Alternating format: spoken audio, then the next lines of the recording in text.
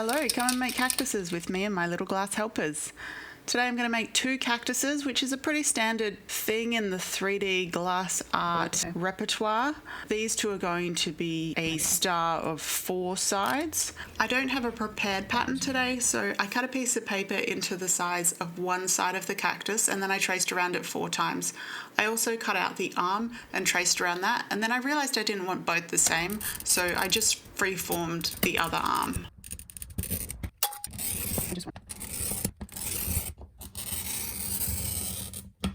Okay, I really love the look of these rolled edges on the end, but they can be very difficult to cut over. So I just kind of left it before there, and we'll see what happens.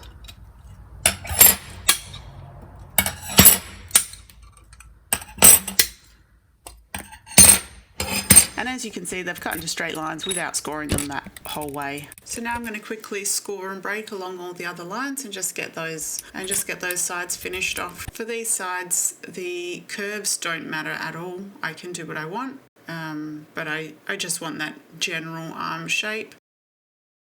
If I have something like this, which is just a bit sharp, I can just roll the curvy side over, just to take the edge off that. Because I messed up that cut before, I just drew myself another arm and recut it. It's not perfect, but it'll do. Instead of using a pattern for my round cactus, I've just found a tube of cardboard which I've used to create the circles. When you score a circle, you can score the whole way around the circle, but then you need to do a couple of offshoots with your cutter. In this one, I just score until it's comfortable for me to roll off and then break those edges. And as you can see, it's not a nice circle by any means what I've done here, but it's quick and easy, and I can fix all of that up on the grinder. So let me tell you a little bit about the glasses we're using today. The green glass is a rainforest white, green, brown opal. It is quite shiny and all different coloured on the side that you can see right now, but on the back the colours are a lot more subdued, and it actually has this really nice kind of bubbly texture to it. Which you might see later in the video. And the brown one that you can see is called cornbread. It's actually in the ambers. Choosing an amber rather than a yellow or orange is often a cheaper way to go if you want that kind of colour range. Now I'm taking out my 3D stackers to get the petals ready for the top of the round cactus. I'm just going to do a 2-layered flower, so I only need 2 of them, and I'm choosing a 5-sided flower with the deepest angles that I can get.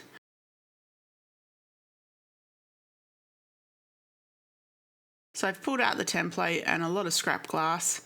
I'm going to draw my petal over the template, which is laminated, so I can wash it off and redo it at another time as well.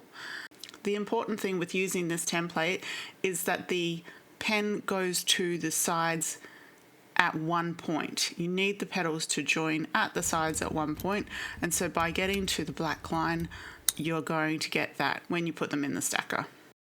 The flower I'm doing now is the bottom layer. It's important that there is a hole in the middle of the flower so that I can get my iron in there to melt the solder from the top flower to the bottom flower. That's why you find that these triangles on the template have a little bit cut out of the corner. And I'm going to replicate that probably just with the grinder. The inside layer of the flower is going to be a 40-degree angle. So I'm drawing my petal on the 5/40 template and cutting the petals exactly in the same way. And when I've finished cutting all 5, I pop them into the stacker just to make sure that they're the correct size and so that I don't lose them. So over to the grinder, get on the safety gear. The grinding pucks are really good for these tiny little petals. It just helps me zip them around really quickly without having to put them into a special tool. For the copper foil, I'm using copper on the cactuses themselves. The glass I'm using here is opaque, so you're not going to see through the glass like you would with using transparent glass, so it doesn't really matter what kind of backing it has. For the end result, I am going to use a black patina, but it won't matter with this kind of glass. So I'm just using my cheapest foil, and that is the copper.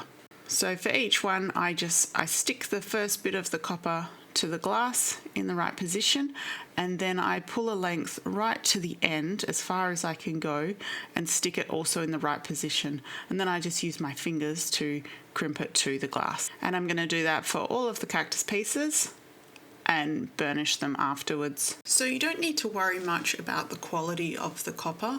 The main differences you'll find is whether it's thin or thick, what kind of backing it has, and which adhesive type it uses. The copper foil is really only a base for the solder, and it's the soldering that gives your piece all of its strength. So the fact that I'm using a cheap one isn't detrimental to the piece at all. It's just because I can use this for this part. So if you're a beginner, you may like to go for that higher quality copper. You'll be less likely to tear it, and it will stick much easier to the glass, which means that you won't be holding it down while you get the whole way around the glass. And once you improve your skills, you might find that you move on to the cheaper copper to save some money, and you might not notice the difference in using it. Try a few out, see what works for you.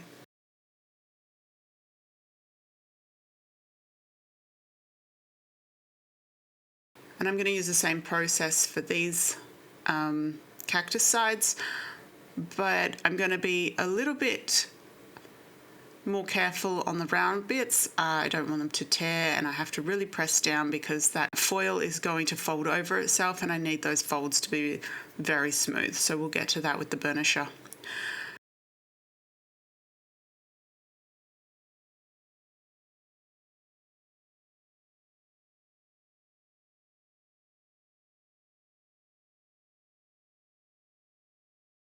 Now for the flower, I am using the black backed foil.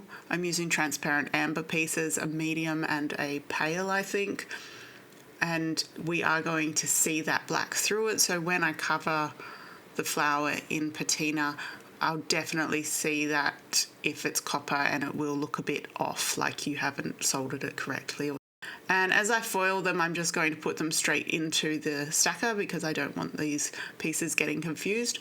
I'm also making sure I've got them the right way up when I do that. Now I'm just placing them all together, making sure that it all looks good together and that all my pieces are there. So as usual for 3D work, I like to tin all the pieces because it's going to make it a lot easier when I'm putting it together. When you attach two pieces in 3D work, you want it to attach quite quickly for strength so that you don't have to hold it in place for a long time and it doesn't move while you're doing it. And I find the easiest way to do this is to have them pre-tinned. Then when you heat that area, those bits of solder are going to stick to each other without you having to add new solder. And it makes the process a lot quicker and easier. So I tin one side and I flip them all over, trying not to get burnt in the process. Make sure to use flux as necessary, and then I'm going to use my pliers to get to the sides of them as well. I won't be able to get to the inner joints of the cactus once it's all together, so it's definitely important to have that bit done. You can see I'm being pretty rough here. There's a lot of little dots on the sides, but they'll get evened out at the end. It's only really those inner joins that I have to make sure are done properly. Although this was a really time-consuming process, it was definitely worth it. You might notice that I'm working on paper with the soldering iron, and that's really not something you need to do, and it's probably not even recommended. I usually work directly on the wood, but I wanted the pieces to show up nicer on camera and also to be able to zoom in and show this on social media. That wooden board behind is pretty disgusting with all its scorch marks and nail marks. The one good thing I'd say about working on something is that I can get rid of it afterwards and remove all that flux from the board. It's good to remove the flux before doing the patinaing so that the flux doesn't ruin the patina finish. So here are all the little petals. I need to tin those as well. Again, it took a long time, so movie magic, you get to skip all of that. And I'm going to place them all into the stackers, making sure they're the right way up and exactly where I want them. So that means that the part with the corner off is the part that's facing down into the hole so that I get that hole in the middle that I need. Now I'm really just tacking these together, and that's all they're going to need. I can turn them over and tack the back as well just to make a stronger joint, but once they're together they're going to be very strong. I barely have to add any solder. And then I stack them together and flip them over to join them. And I just kind of put my iron in there. It's even better if you've got a smaller tip, but I just put my iron through the hole to melt the solder from both flowers together. And I don't need a hole after it's done, so I fill that with I fill that up with solder as well. Now I'm going to join my cactuses together. I'm using the angle kit for this with the 90-degree angle. The reason I can't use the angle helper is because this cactus is too thin for it, and the other one is round and rolls over. And that is the reason I chose these two cactuses, just to show the difference in tools. So I forgot to add my arms, which I'm going to do now. And I will warn you, this is not a strong join at all. Having two pieces of glass connect like that is extremely weak. It's called a hinge joint. Basically, when it's touched, that arm can just hinge off, and it will take all the copper foil with it if that's happening. So this is a display piece. I don't expect it to be touched or moved or anything like that, so I'm happy with the arms how they are for now, but I probably won't bother. But I won't be sharing this pattern because it's just not a good pattern. I'm connecting a metal rod in the middle of the cactus so that I can stick it into a pot later, and I'm really struggling here getting the solder to attach it. It's basically making a bridge over the metal rod that's keeping it in place, but it's just not a good join. And then it occurs to me that I've actually just forgotten the flux. So you'll see, as soon as I wipe that flux on and try again, the solder sticks immediately. And that's what you want.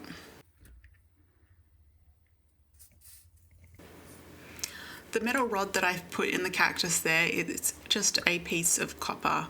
I got a whole bundle of different sizes of copper rod from a salvage metal scrappers kind of yard. I probably spent $50 and it's been lasting me for years. It was a really good find, and I think it's pretty easy to go and get some. So now I'm pulling out my angle kit because I've got 4 sides to this cactus. I'm using the square setting, and I'm placing my 2 sides in there and just heating up the solder to stick it together.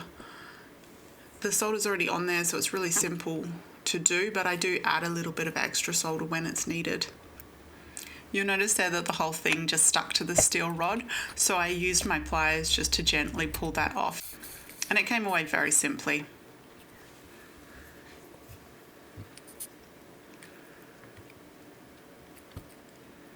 So now I'm just trying to prop it up in any way that I can. I was considering placing the flower like that and attaching it. I found that attaching the flower upside down was a lot easier. So I just used my soldering iron just to tack it together, and it stood fine once that happened, and then I was able to add an extra solder all around to make that flower stick really well. I decided with this one, because it's a bit plain, I wanted to get some spikes on it.